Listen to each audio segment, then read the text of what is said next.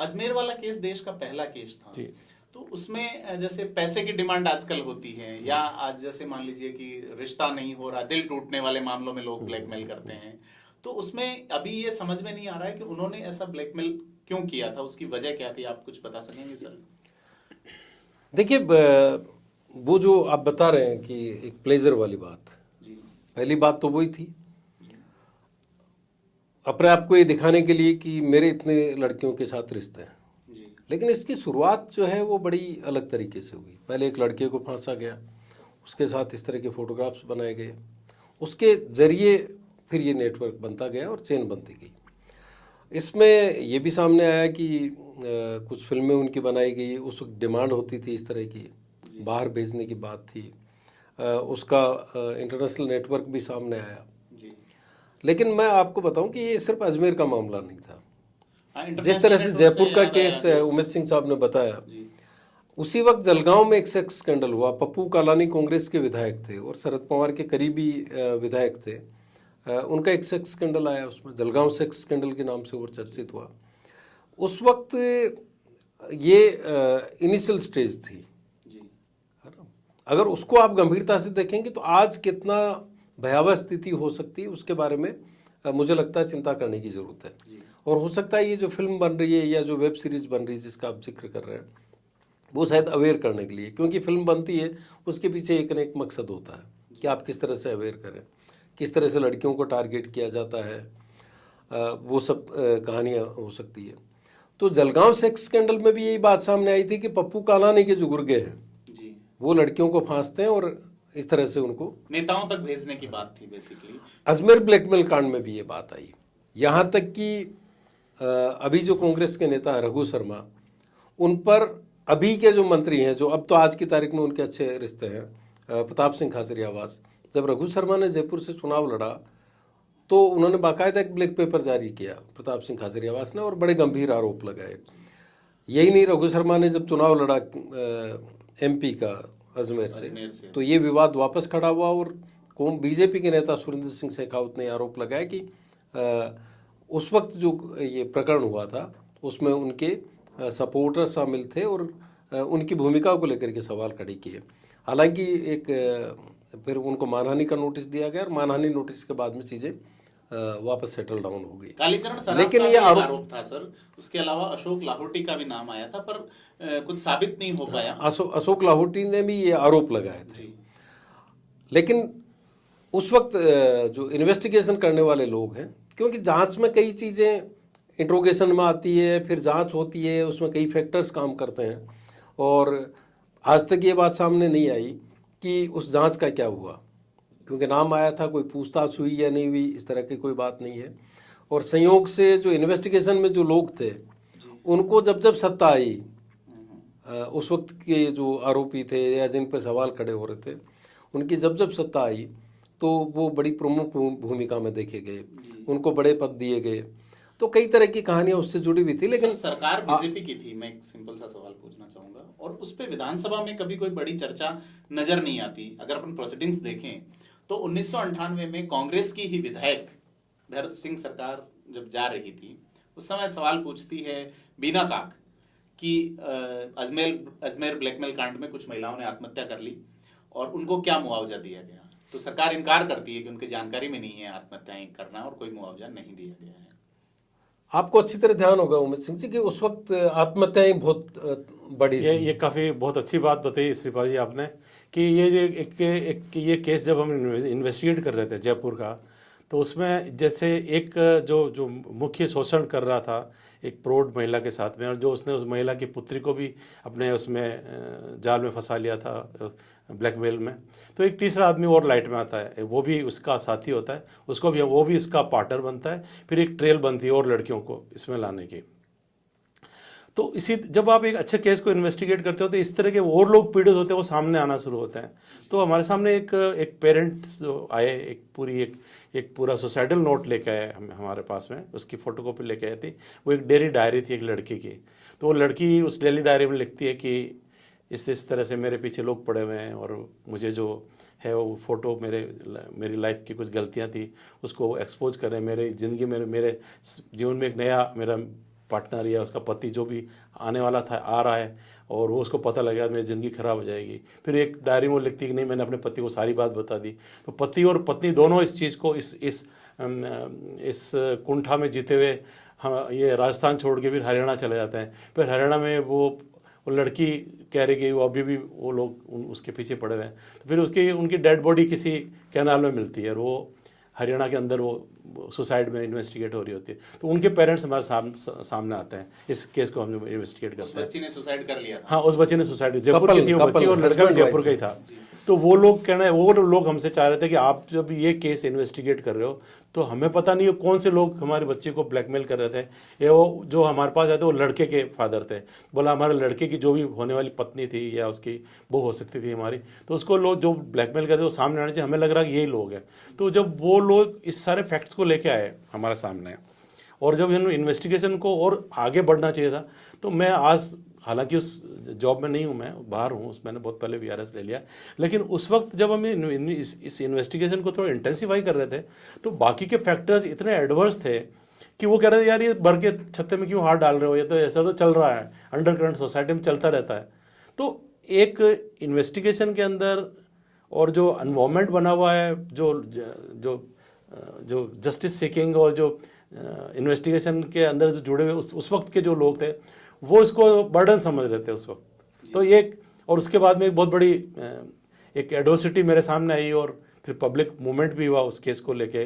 जयपुर बंद रहा एक दिन और उस केस में मुझे बहुत सारी चार्जशीटें मिली और मतलब मैं जिस जगह काम करता हूँ उसकी सर्च हुई मुझे इम्प्लीकेट करने की, ताकि मैं उस इन्वेस्टिगेशन से डेविएट हो जाऊँ, ढंग से इन्वेस्टिगेट नहीं कर पाऊँ। लेकिन मैंने सारा कार्रवाई पहले ही कर चुका था। उस ट्रेल को हम ज़्यादा और डेप्थ में इन्वेस्टिगेशन नहीं कर पाए, उसके लिए हर्डल्स क्रिएट की गई। तो मेरा मानना यह कि हमारे यहाँ की जो सिस्टम है वो ऐसे है कि जब इस तरह केस को जब इन्वेस्टिगेट करते हैं तो वेस्टेड इंटरेस्ट के लोग बहुत प्रोएक्टिव होते हैं।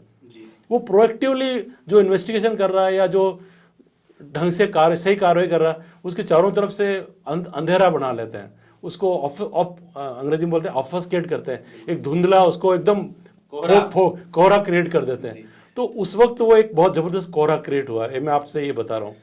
और ये ट्रेल होती है और मैं ये कमिंग टू द पॉइंट ये है कि इस तरह के विक्टिम में सुसाइडल टेंडेंसी रहती है। अगर मैं आपसे शिवपाल जी से कहूँगा आप स्टडी कर लें, अगर अजमेर में जो ब्लैकमेल कांड हुआ उसके बाद में आप देखिएगा अजमेर और आसपास में उस वक्त के जो सब्सिक्वेंटली कितनी जांचें पुलिस ने सुसाइड की, आत्महत्याओं की, लड़कियों की और वो कितनी भी पेंडिंग पड़ी हुई। अगर आज की तारीख में उन सब सुसाइड्स को अगर रिकन्सिडर करें और डेटा एनालाइज करें और उसके इन्वेस्टिगेशन की स्टैंडर्ड को अगर अंडर राइट करें तो बहुत सारी चीज़ें निकल के आएगी। तो ये 35 साल 30 साल पुरानी बात है, लेकिन चूंकि इसके रेजिड्यूल, इस क्राइम का रेजिड्यूल और रिफाइंड जो वो क्राइम आज भी मौजूद है अलग फॉर्म में, तो हम सोसाइटी को एजुकेट करें। दूसरी बात, एक तीसरी चीज़ मैं आपसे ये कहना चाहूँगा, हमारे यहाँ पे एक तरह एक आम धारणा है कि यार 4 लोग क्या कहेंगे, और लड़कियाँ ब्लैकमेल होने का चक्कर है वो सोचेगी यार आपका पता है ये नहीं होगा, वो नहीं होगा, आपका सोशल रिहेबिलिटेशन नहीं होगा, तो भाई घर वाले बोले यार बस सह लो यार, जो भी है भूलो, आगे बढ़ो, और उसको प्लास्टर करने की कोशिश। यानी इन्वेस्टिगेशन में भी फोक क्रिएट हो रहा है और जो विक्टिम है उस पर भी फोक क्रिएट हो रहा है, उसको भी मतलब भैया भाई हाथ पीले करो, रवाना करो। सोशल डिलेमा, लेकिन ये डिलेमा पीछे चलता है, वो लोग तो जिंदा रहते हैं, वो लोग वहां तक पीछे करते हैं, तो उसके सामने कोई विकल्प नहीं रहता आत्महत्या के अलावा। और इसमें एक चीज और है कि लड़कियां पीछे क्यों गई। जब ये चर्चा हो रही थी और इस तरह के फैक्ट आ रहे थे, कम ही लड़कियां तैयार हुई मुकदमा दर्ज करवाने के लिए। इनिशिएट किया उस वक्त भैरव सिंह शेखावत की सरकार थी, दिग्विजय सिंह गृह मंत्री थे, और गृह मंत्री जब दिल्ली गए, जब अजमेर गए, तो उन्होंने कहा कि नहीं इस तरह की हमारे पास कोई शिकायत नहीं। लेकिन बाद में इस चीज को माना गया। रीजन ये था कि उस वक्त सुसाइडल केसेस बढ़ रहे थे और बहुत बड़ी तादाद में लड़कियों के रिश्ते टूट रहे थे। जब ये चर्चा हुई कि इन स्कूलों की या इन कॉलेजेस की बच्चियां थी, तो जो भी कोई रिश्ता कर रहा था, अगर एंगेजमेंट हुई भी तो वो रिश्ते तोड़ने लग गए, क्योंकि उन लड़कियों के पास में ये बताने को नहीं था कि मैं उसकी विक्टिम नहीं हूँ।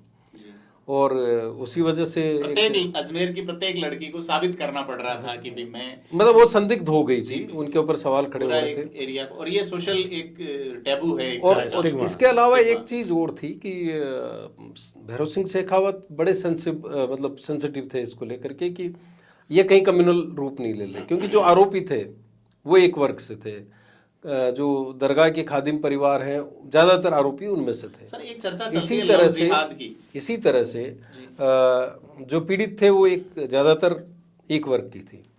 तो शेखावत सरकार को ये लग रहा था कि ये कहीं कम्युनल रूप नहीं ले ले, क्योंकि कम्युनल हार्मनी के लिए अजमेर और पुष्कर को सबसे महत्वपूर्ण माना जाता है। वहाँ के सौहार्द को किसी तरह के वो नहीं लगे, और एक बड़ा कारण सरकार का ये भी था कि इस चीज़ को उस तरह से फ्लेयर अप नहीं होने दिया जाए। इस बीच एक पत्रकार जो है उसने जब ये सीरीज छापने की कोशिश की, उसकी हत्या हुई और उसका बदला उसके बेटे ने जो जिन पे हत्या का आरोप था उनसे लिया, हालांकि वो कोर्ट में बरी हो गए थे। तो इस तरह की कई कहानियां हुई। आज की तारीख में मैं अगर बात करूं तो आप ये देखेंगे कि एक केस मैंने बीइंग ह्यूमन मैंने इन्वेस्टिगेट किया और उसमें कोशिश की कि लड़की को परेशानी नहीं हो।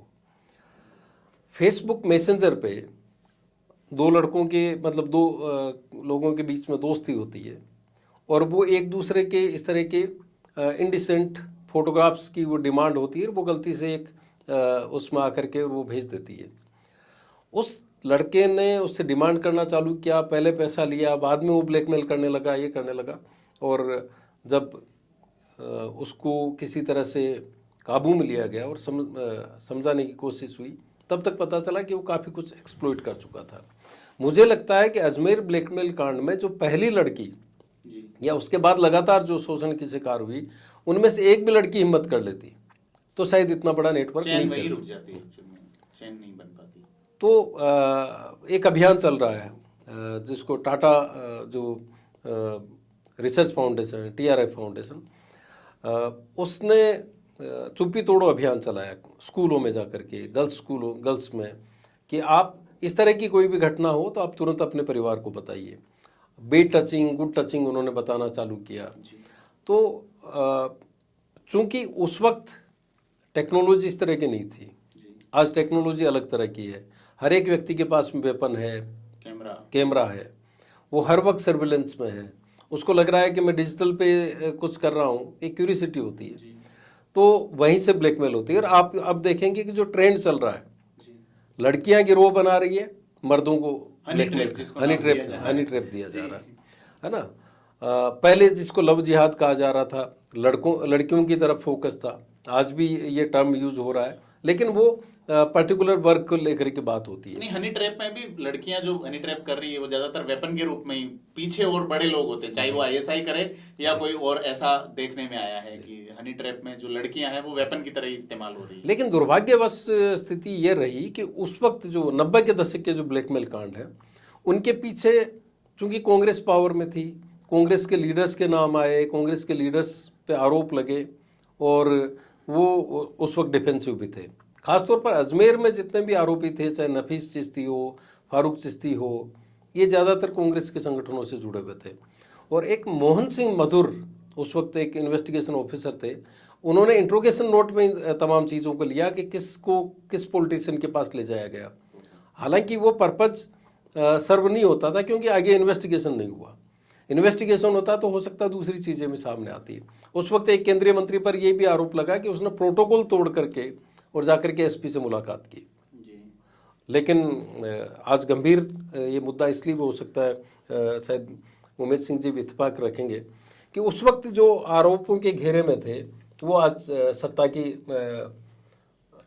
सीढ़ियों पर हैं, उनकी एक अपनी पहुंच है, और वो किस तरह से चीज़ों को अपने हिसाब से देख सकते हैं, ये देखने वाली बात है। अगर आपके साथ कहीं कुछ गलत हो रहा है तो आपका जो खास निजी परिवार का व्यक्ति है उसे बताएं, दोस्तों को बताएं।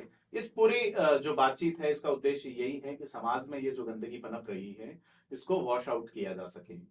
तो बहुत बहुत धन्यवाद श्रीपाल जी, उमेश सिंह जी हमारे से बात करने के लिए। और इसी तरह